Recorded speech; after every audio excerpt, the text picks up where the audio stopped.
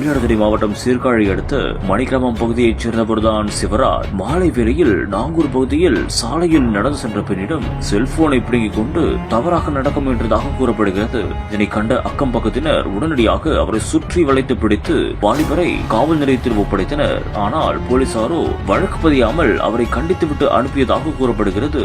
இதையடுத்து அண்ணா நகர் பகுதிக்கு சென்ற அவர் அங்குள்ளவர்களிடம் எங்கே கிடைக்கும் என கேட்டு தகராறில் ஈடுபட்டதுடன் அடுத்தடுத்து அமைந்துள்ள வீடுகளை அடித்து உடைத்து நாசம் செய்துள்ளார். காவல்துறைக்கு தகவல் தெரிவிக்கவே சம்பவ இடத்திற்கு உடனடியாக விரைந்து 2 பேர் வந்துள்ளனர். பொது சிவராஜ் காவலர்களையும் கடுமையாக தாக்கியுள்ளார். இதனால் காவலர் விஜயகுமார் என்பவர் படுகாயமடைந்து மருத்துவமனையில் சிகிச்சையும் பெற்று வருவதாக கூறப்படுகிறது. பொது காவலர்கள் அவரை பிடித்து தீவிரமாக விசாரணை செய்து வருகின்றனர். பாதிக்கப்பட்ட தரப்பினர் தங்களுடைய தரப்பை குற்றச்சாட்டாக முன்வைத்திருக்கின்றனர்.